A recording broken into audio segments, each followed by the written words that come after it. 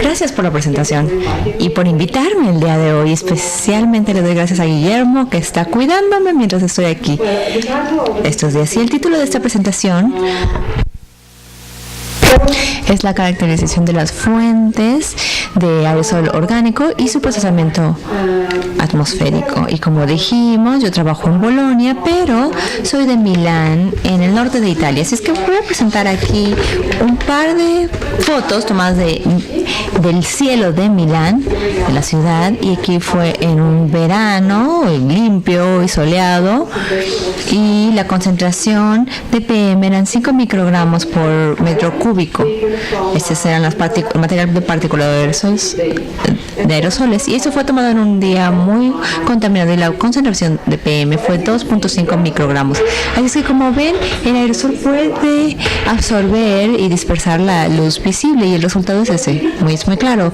Y la actividad de absorber y dispersar la luz o la radiación hace que el aerosol interfiera con el cambio climático. El aerosol atmosférico también es importante para el impacto en la salud humana. De hecho, la OMS calculó que cada año más o menos 3.7 millones de muertes prematuras se pueden atribuir, de hecho, a la exposición al aire contaminado. Así es que la media anual de PM de 2.5 no debería de ser excedida para evitar daños a la salud humana, y esto es de 10 microgramos por metro cúbico, de acuerdo a la OMS. Pueden ver aquí que de hecho podemos llegar a niveles mucho más altos que estos. Este mapa nos muestra el PM anual de 2.5 y su concentración estimado de las imágenes satelitales. Y como pueden ver aquí, la concentración es de menos de 1 microgramo por metro cúbico hasta 80 microgramos.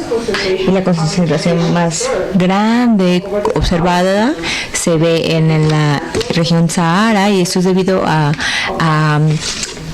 fuentes naturales o la suspensión del polvo, pero también tenemos concentraciones muy grandes afectadas por fuentes antropogénicas y naturales, como el este de Asia y el sur de Asia. Y de nuevo tenemos concentraciones muy altas en Europa. Esta es Italia. Pueden ver aquí una mancha naranja, y también en la Ciudad de México. Así es que pueden ver una mancha naranja también aquí. Así es como dijimos, el límite es de 10, así es que deberíamos estar aquí, y podemos ver que hay una gran parte del mundo donde mucha gente vive, donde la concentración es aún más alta que el límite establecido por la OMS. Así es que como 86% de la población mundial se ve expuesta a un PM de 2.5 de más o menos a este nivel. Eso es material particulado de aerosoles. Ahora, el aerosol atmosférico es una mezcla de diferentes especies, y esta figura se tomó de un estudio bastante viejo que recolectaba mediciones de aerosol con un espectrómetro, y venían de fuentes de diferentes lugares del mundo. Y esa tabla nos muestra la composición de las partículas finas. Ese es PM1, y podemos ver que están compuestas por sulfatos en rojo, principalmente nitrato en azul, amonio en naranja, y eso se supone que debería ser amarillo o verde, que es aerosol orgánico. Así es que el aerosol orgánico es responsable de una gran fracción de la masa de partículas finas, que puede ir de 20 hasta 70% de esta masa. Normalmente esperamos una alta contribución del aerosol orgánico en áreas rurales, como por ejemplo en los bosques de Finlandia o también en Canadá, ya que en estas áreas tenemos una gran emisión de compuestos orgánicos volátiles que pueden ser oxidados y formar aerosol orgánico. Pero es interesante saber que aquí tenemos concentraciones muy altas de aerosol orgánico también en otros ambientes, por ejemplo en la ciudad de Nueva York y en la Ciudad de México, que es esta. Los aerosoles orgánicos o OA es una mezcla de miles de diferentes especies químicas. Así es que, ¿por qué al principio de la investigación que hicimos estábamos tratando de caracterizar las diferentes especies químicas? Y aquí se ha hecho un una investigación que ha desarrollado esa herramienta, el espectrómetro de masa de aerosol, para poder describir en una forma simplificada el aerosol orgánico. Y en ese tipo de instrumentos esencialmente medimos la composición de aerosol en línea. Si es que estas partículas se succionan hacia dentro del instrumento, primero pasan por un lente aerodinámico, si es que están enfocándose en un haz de luz muy estrecho, y pasan por diferentes cámaras y luego llegan a este horno y se calienta a 600 grados Celsius, así es que las partículas se vaporizan, y en la misma región tenemos un filamento que emite electrones a 70 electrovoltios. Así es que cuando las moléculas de gas gitan, pegan, se evaporan. Y tenemos aquí una cámara y tenemos un aparato que, dependiendo de la relación de carga de masa, siguen este trayecto en diferente tiempo, y entonces podemos reconstruir el espectro de masa de las partículas que entraron al instrumento.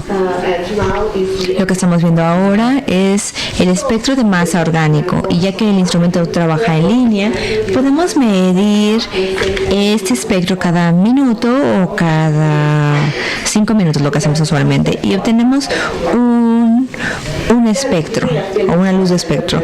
Pero en mi último experimento, que duró 3 o 4 semanas, recolectamos miles de espectros para analizarlos. Usamos el análisis multiestadístico y normalmente usamos la factorización de matriz positiva, que nos permite identificar las diferentes fuentes o componentes del aerosol orgánico. Este es el mismo estudio que les mencioné o que les mostré, y aplicaron la factorización, un análisis de factorización positivo, para analizar los diferentes componentes del OA. En una descripción muy simple, podemos describir el aerosol orgánico por 2 componentes: el aerosol orgánico fresco, o que tiene hidrocarburos, y el oxigenado, que principalmente es un aproximado del aerosol secundario. Y lo que es muy interesante aquí es que en las áreas rurales el secundario domina sobre el primario, pero eso es también cierto para cuando el viento viene hacia abajo en las áreas urbanas, y el secundario constituye el 63% de la masa de aerosoles. Y lo mismo se ha observado en Europa en años más recientes, y estos resultados se recolectaron en el proyecto Yukari, y pudimos usar diferentes espectrómetros de masa en diferentes tiempos y en diferentes lugares en áreas urbanas y rurales, y tuvimos 3 diferentes experimentos para la primavera, verano, o la primavera y el otoño y el primavera. Y discúlpenme, pero aquí algo pasó mal y no tenemos aquí el eje de la X, pero esto va de 0 a 100%. Y cada barra corresponde a diferente sitio. Y lo que han podido observar es que el aerosol orgánico se compone por un factor de aerosol parecido al hidrocarburo, eso está aquí, y el aerosol orgánico corresponde a la emisión de tráfico. Y una barra café corresponde al aerosol de quema de biomasa, y este es el emitido porque se quema madera. Pero de nuevo también tenemos los aerosoles orgánicos secundarios, que tienen que ver con la fracción más grande de la masa de ese tipo de OA en la primavera, pero también en la temporada fría. Y lo que podemos concluir en este punto es que la implementación de una política o medidas de política efectivas para reducir la concentración de PMs es obligatorio, porque podemos reducir los efectos adversos a la salud asociados con esto. Ahora, el enfoque de las medidas tradicionales se enfocan en emisiones primarias, pero solo con efectos de corto plazo y locales. Así es que ahora deberíamos enfocarnos en los aerosoles secundarios, y aquí especialmente en los orgánicos. secundarios. En una representación tradicional de un OA secundario se forma de moléculas en fase gaseosa que están oxidizadas en la atmósfera para producir nuevas moléculas que se caracterizan con una volatilidad menor en vez de los precursores. Así es que eso añade masa al aerosol orgánico. Y usando este tipo de representación del 2005, Canadá estimó el presupuesto de OA secundarios y dijo que era de entre 12 y 70 teragramos por año en el punto medio. Y después, Held en el 2009 observaron o trataron de estimar el presupuesto global para el aerosol secundario mundial usando las observaciones en la troposfera y en el suelo, y también usando imágenes satelitales. Y fue interesante ver que de hecho alcanzaron resultados similares y concluyeron que el presupuesto mundial de los secundarios debería de ir entre 250 teragramos por año, y eso quiere decir que hay una gran discrepancia entre lo que reportan las observaciones y lo que los modelos pueden predecir. Así es que durante los últimos 3 años, yo diría, algunos investigadores han empezado a pensar que tal vez hay nuevos mecanismos para la formación de los secundarios que los modelos están ignorando, y uno de esos mecanismos es la formación de aerosol orgánico secundario en la atmósfera. Y en este caso tenemos moléculas orgánicas en fase gaseosa y también en fase de partícula que pueden disolverse en agua atmosférica, y esta puede ser el agua absorbida por las partículas de aerosol, pero también el agua que está en las gotas de nieve o en la nube. Y una vez que está en la atmósfera, estas moléculas orgánicas pueden reaccionar para formar nuevas moléculas orgánicas que tienen una volatilidad menor comparada con el precursor, y entonces cuando se evapora el agua permanecen en la fase aerosol formando aerosoles secundarios orgánicos, y así les llamamos AQSOA o aerosol orgánico secundario en fase acuosa. Y luego la pregunta es, ¿cuáles son las condiciones necesarias cuando esos aerosoles secundarios en fase acuosa se dan y pueden ser importantes, y cuáles son los precursores y cuáles son los mecanismos que nos llevan a la formación de esta especie? Para contestar esta pregunta usamos datos recolectados en el POVAL. Este es el mapa de Europa, este es Italia, y el POVAL está aquí en el norte, rodeado por los Alpes al norte y al sur por la cordillera alpina. Y entonces tenemos una población de 20 millones de personas y una superficie de 47,000 kilómetros cuadrados. Nosotros reportamos la media anual de PM 2.5 en las áreas urbanas con un rango de...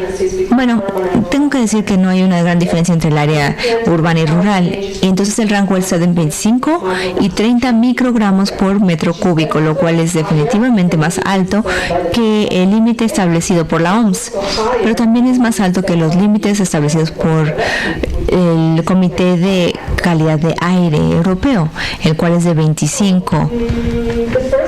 Así es que la primera vez que observamos la formación de los aerosoles orgánicos secundarios en fase acuosa fue en agua de neblina. El Po Valley se caracteriza por eventos de niebla en el invierno y el otoño, y esa es una imagen satelital donde la niebla está cubriendo todo el Po Valley y podemos ver los Alpes aquí. Y en una de la temporada fría, especialmente en el 2011, en un sitio rural de San Pietro Capofiume, no podemos medir las propiedades de los aerosoles orgánicos usando un espectrómetro de masa, pero al mismo tiempo muestreamos agua de neblina. Y pueden ver que recolectamos mucha agua de neblina y de hecho eran muy oscuras, así es que es un área muy contaminada. Entonces tomamos llevamos estas muestras al laboratorio, les pusimos aerosol y descubrimos que los orgánicos se disolvían en el agua usando un espectrómetro, y este son el espectro de masa promedio de los materiales orgánicos disueltos en el agua, y podemos ver que los picos más altos son los rosas y corresponden a fragmentos que contienen oxígeno. Son fragmentos oxigenados y son típicos de procesos de aerosol orgánico secundario o procesado, y los más intensos picos se ven a 29, lo cual es COHO más, y CO44 o CO2 44 y C2H3O más. Y si ustedes están familiarizados con este tipo de instrumentos, esos picos son muy típicos de secundarios o aerosoles secundarios orgánicos u oxidizados, y lo importante aquí es el pico del 29, MZ29, que se observa normalmente en aerosoles orgánicos oxidizados en trópicos, en climas tropicales. Y el espectro de abajo es un espectro de masa de el OA oxidizado después de la evaporación de la niebla, justo después. Así es que sabemos cómo se ven nuestros orgánicos en el agua, y ese es el aerosol orgánico que vimos cuando la niebla se evapora. Y podemos ver que los dos espectros de hecho son muy similares, con un pico más intenso en el 29, 43 y 44. Así es que concluimos que este aerosol orgánico oxidizado que se observa después de la disipación de la niebla, de hecho estaba presente en las gotas de la niebla. Así es que se queda ahí después de la evaporación, y creemos que se formó en las gotas de neblina. Así es que de hecho este es un aerosol orgánico secundario de fase acuosa del procesamiento, que se formó del procesamiento de la niebla, y pudimos de hecho observar esos aerosoles secundarios en fase acuosa, no solo en aerosol, pero también en fase acuosa.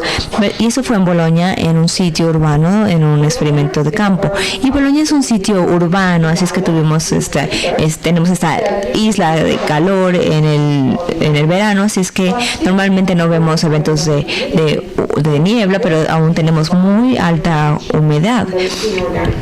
Y entonces también es muy higroscópico, así es que las partículas de aerosol pueden absorber agua, así es que tenemos partículas muy húmedas, y en este experimento en Bolonia medimos las propiedades orgánicas, y luego analizamos e identificamos los diferentes componentes de aerosol orgánicos usando de nuevo el análisis de factorización positivo.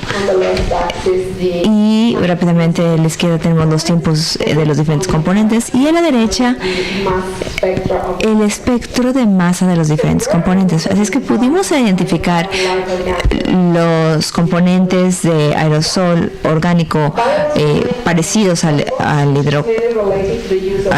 o frescos, y eso es muy parecido al calentamiento de tipo residencial, y esos otros tipos son aerosoles orgánicos secundarios. Pero me gustaría enfocar la atención en este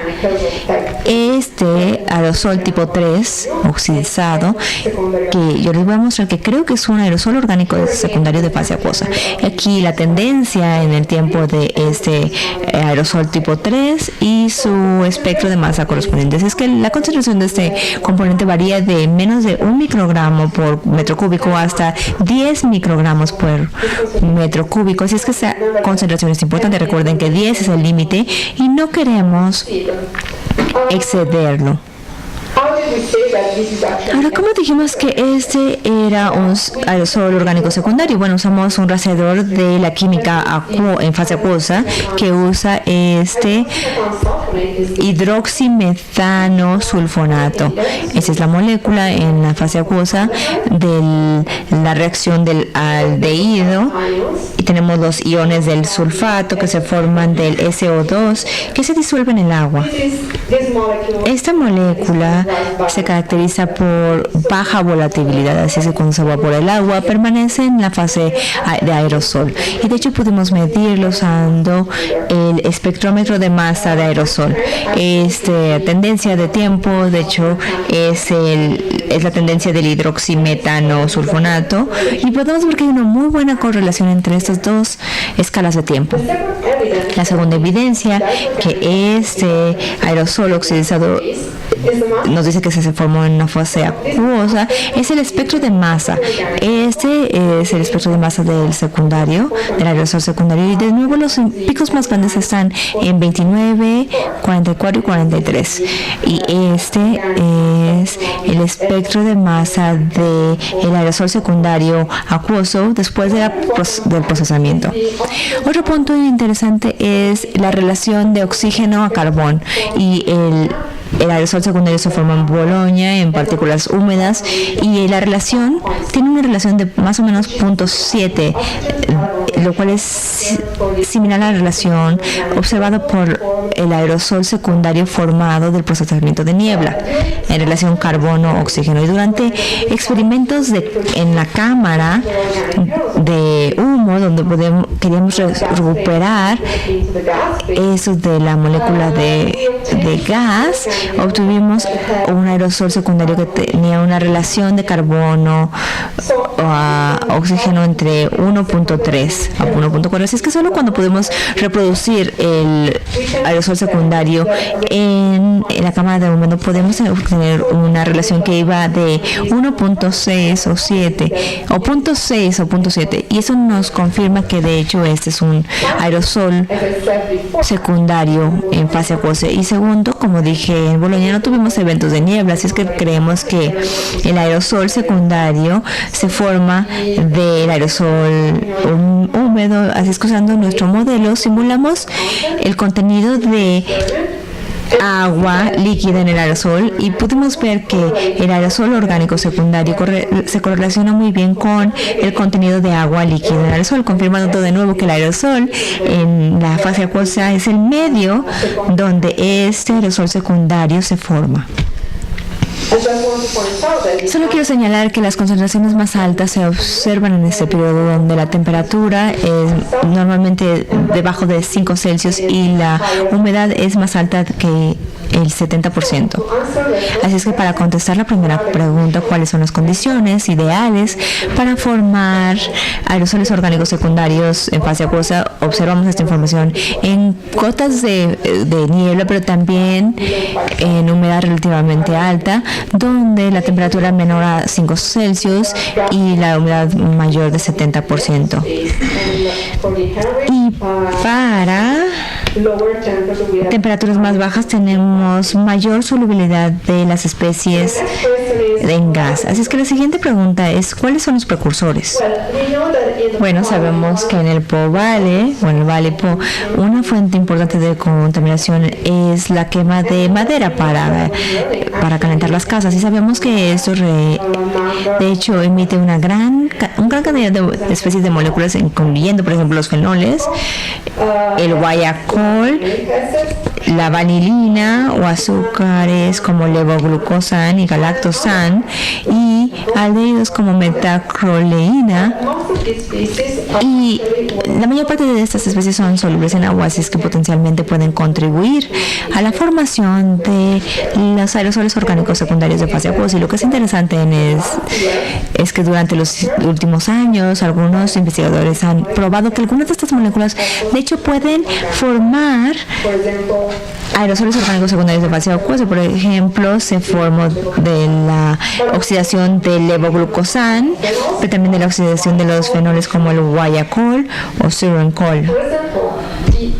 Por ejemplo, la oxidación del guayacol en la fase acuosa nos lleva a la observación de este dímero, y el dímero de guayacol se emite también como un contaminante primario durante la combustión de la madera.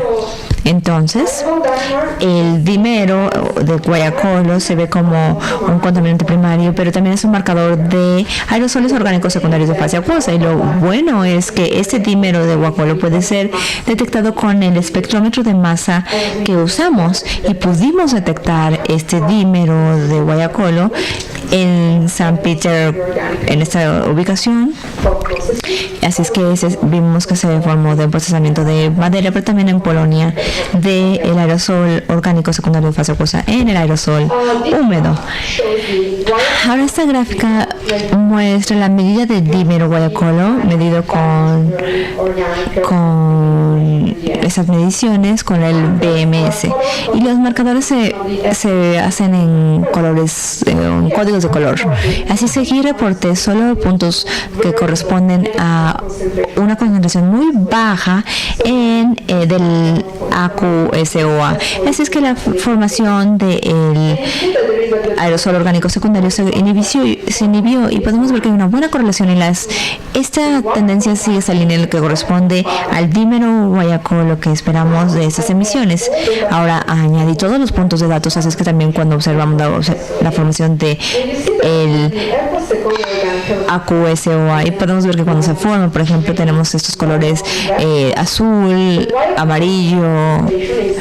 Podemos ver que la concentración del dímero de guayacolo es más alta que lo que se esperaría de la quema de biomasa únicamente, y lo mismo se observa aquí en San Pedro Coapo Fiume después de la disipación de la niebla. Estos son los puntos, y de nuevo podemos ver que cuando los aerosoles orgánicos secundarios en fase acuosa se forman, tenemos el dímero de guayacol más alto que lo que esperaríamos solo de fuentes primarias. Es decir, hay un vínculo entre la formación del SOA acuoso y la quema de biomasa, y para hacer esa relación más fuerte usamos este tipo de grafa.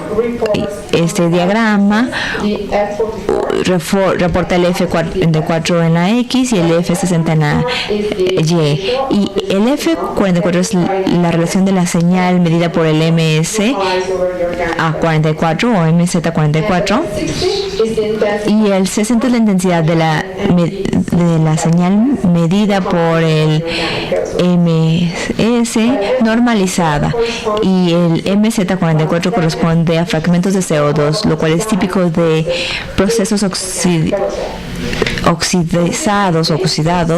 de aerosoles, y eso es el resultado de la fragmentación de la levoglucosan emitidos con combustión. Así es que F60 es un marcador de quema de biomasa fresca, y eso es que lo que esperamos ver es que ese tipo de quema llegando a esta región tendría un F60 y un F44 muy bajo porque es aerosol fresco, pero después cuando la quema de biomasa se hace más tardía o envejece en la atmósfera, esperamos que el levoglucosan, por ejemplo, se oxidice, y entonces F60 debería de bajar, pero al mismo tiempo el bulto de materia orgánica se oxidiza. Entonces esta quema de biomasa debería de seguir esa región.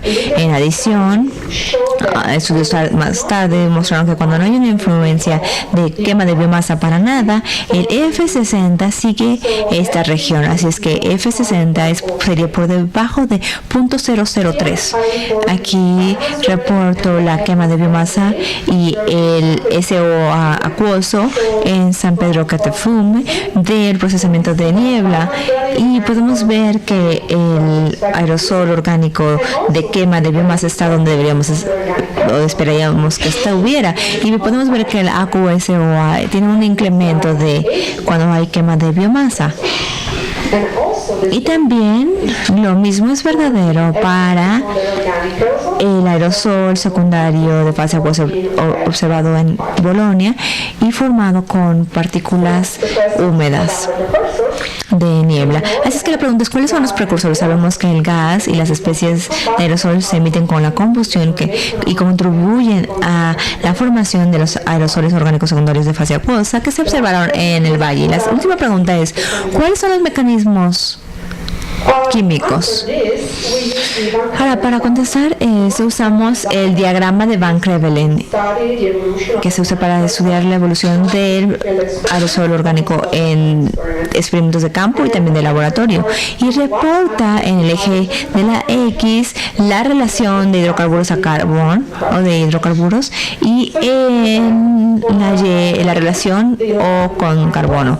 Y podemos ver que en Bolonia podemos ver esos triángulos azules, que cuando vamos de la quema de biomasa hacia un SO acuoso tenemos un aumento en la relación de oxígeno a carbono, mientras que la relación de hidrocarburos-carbono se mantiene constante. Y en la otra región, cuando vamos de la quema de biomasa al acuoso, hay un aumento de la relación. Así es que lo que nos está diciendo este diagrama es que la formación de el SO acuoso en las gotas de niebla está siguiendo los mecanismos químicos. Ahora, la línea que conecta los aerosoles de quema de biomasa a los acuosos en las gotas de de niebla es de -1. Y en ese diagrama vemos que -1 corresponde esencialmente al reemplazo de 2 átomos de hidrógeno y aquí a 2 átomos de hidrógeno, lo cual nos lleva a la formación de grupos de carboxílidos. Y de hecho eso está en acuerdo con lo que esperaríamos de los modelos. De hecho, de acuerdo a los modelos, en las nubes y en las gotas de niebla, la oxidación de los aerosoles orgánicos se dan por las reacciones de radicales de oxidilos. Y aquí tenemos los grupos de ácidos carboxílicos, y la línea que lleva la quema de biomasa hacia eso tiene una tendencia como de 0, así es que no es negativa, y esto indica que en los aerosoles húmedos la formación de ácidos carboxílicos y sus grupos es menos propensa que en las gotas de niebla, lo cual tiene sentido, ya que si pensamos en las gotas de niebla, su tamaño es como de 10 a 20 micrómetros, y el tamaño de una partícula de aerosol húmeda es de 2, por lo menos las partículas que estamos observando en el momento, y eso significa que en los aerosoles húmedos tenemos una concentración mucho más alta o solutos más altos. Pero si tienes alta concentración de aerosoles orgánicos en una partícula húmeda, significa que estás consumiendo el radical OH muy rápidamente, y si ya que estás haciéndolo rápidamente, el radical OH no puede motivar el mecanismo. Este mecanismo y otros mecanismos están entrando, y los mecanismos que se propusieron después son que reacciones de química oscura. Eso significa que son reacciones que no necesitan fotoquímica o formación de radicales fotoquímicos, pero eso nos puede llevar a la oxidación de estos vínculos de carbono, oxígeno, carbono, nitrógeno, etcétera. Y lo que investigué que estaba pasando en el Vale Po, bueno, por ejemplo, aquí tenemos unos ejemplos de mecanismos de química oscura, y por ejemplo se ha dicho que los aerosoles secundarios orgánicos se pueden formar desde el guayacolo, del dioxel. Eso se deshidrata en la atmósfera, y eso puede reaccionar con este otro compuesto para formar ese tipo de dímero, y podemos ver que en esta forma formamos nuevos grupos OH y también una estructura de carbono nueva, y esta reacción es de hidratación y oligomerización, y otro tipo de reacción es la de adición nucleofílica, y en este caso tenemos el gliocel, pero podemos tener otros compuestos. El grupo de carbonatos reaccionan con este grupo para formar esa nueva estructura con unos vínculos de oxígeno-carbono. Y para poder entender qué estaba pasando desde el punto de vista químico en el Vale Po, analizamos los aerosoles orgánicos secundarios en fase acuosa usando un espectrómetro de resonancia magnética. Y aquí tenemos la composición en términos de el grupo orgánico para los aerosoles secundarios acuosos, para las gotas en la lluvia, y los aerosoles orgánicos secundarios acuosos acuosos en la niebla, en aerosol húmedo, en azul. Y la diferencia principal es que aquí vemos este grupo, el OCHO, y también tenemos una contribución más grande del grupo de COH, lo cual está en acuerdo con los productos de la reacción de química oscura. Tenemos aquí estos compuestos, nuestra formación de estos compuestos, así es que podemos concluir que la oxidación del OH es el mecanismo que es principalmente el precursor de la oxidación de los aerosoles orgánicos en las gotas húmedas. Y aquí podemos incluir este tipo de procesos como oligomerización, etcétera. Y puedes decir, bueno, estamos viendo que en el Po Valley, ¿qué tan importante es eso en una escala más grande? Bueno, dije que tenemos diferentes elementos de niebla en este valle, pero aquí estoy reportando el mapa de Europa con la frecuencia de días nublados en el invierno. Y este valle no es el más nublado. Tenemos varios en el norte de Europa, así es que potencialmente tenemos en el invierno las condiciones para la formación de aerosoles orgánicos secundarios de fase acuosa. Y también tenemos los precursores, tenemos emisión de quema de biomasa, y esta gráfica nos muestra la producción de energía de fuentes renovables en Europa, y que se inició en el 2004 al 2013. Y podemos ver que seguimos aumentando la producción de la energía que viene de fuentes renovables.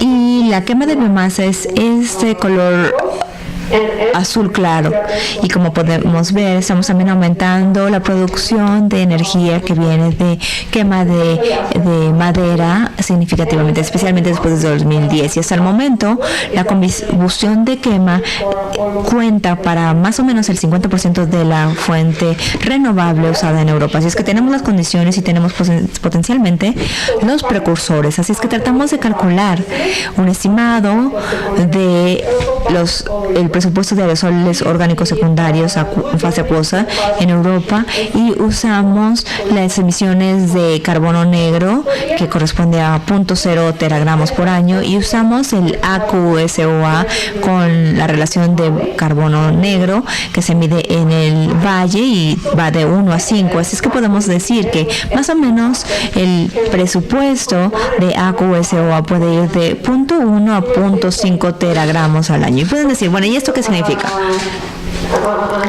Para darles un elemento que tratar de comparar, podemos decir que sabemos que en Europa el presupuesto de las emisiones de aerosoles orgánicos principales son de 2.5, así es que esta fuente es comparable a 25% de las emisiones primarias, así es que no debería de ser tomado en poco.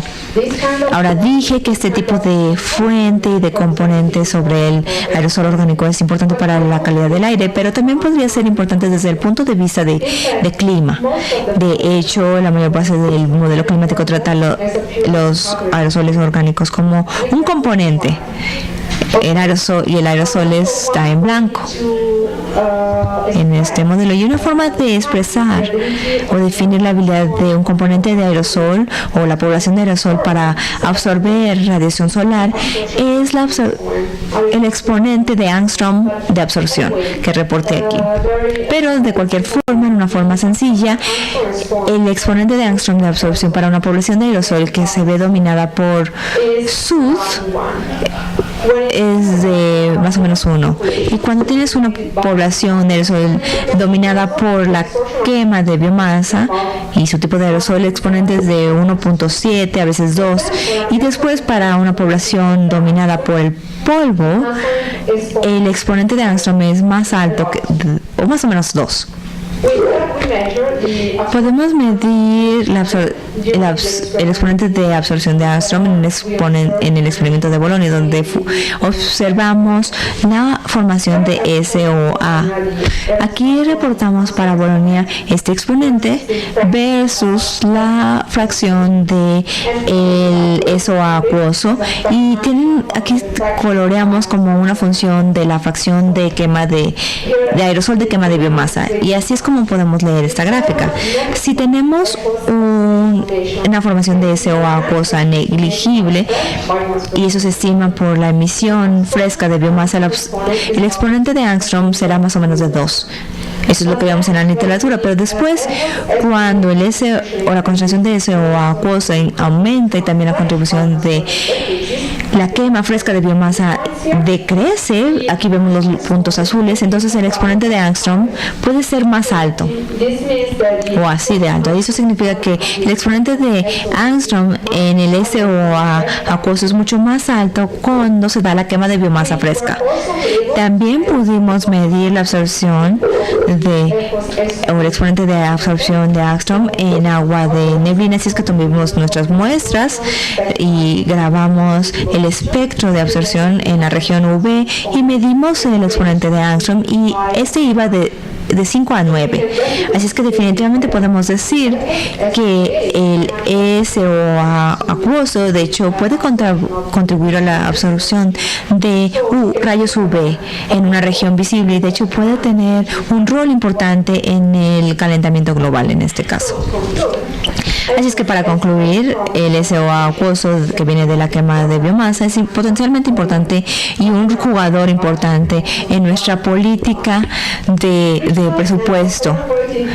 Ahora, los modelos de calidad de aire locales y regionales pueden ayudar a la mejora de las políticas ambientales, tomando en cuenta el SOA acuoso formado en el agua líquida, el aerosoles de agua líquida y en la niebla. Pero se deben hacer más estudios para poder restringir los mecanismos responsables para la formación de SOA acuoso y también para encontrar los precursores de este componente, porque necesitamos este tipo de información para poder implementarla en los modelos. Y todos estos datos se acaban de publicar este lunes, así es que esos resultados ya están disponibles para acceso libre de forma gratuita, pero si tienen preguntas me pueden hablar, pueden preguntarme ahora o mandarme un correo. Y con esto me gustaría agradecer a las agencias de financiamiento por este trabajo, así es que todas las agencias de protección ambiental están en el norte de Europa, pero también tenemos la contribución de Aerodyne Research y el Centro Meteorológico Finlandés. Y me gustaría también agradecer a mis colegas de CNR, de la Universidad de Ferrara, de la Agencia de Protección Ambiental y Harvard Mudd College y Aerodyne Research. Y me gustaría darles gracias por haber escuchado. Gracias por su atención.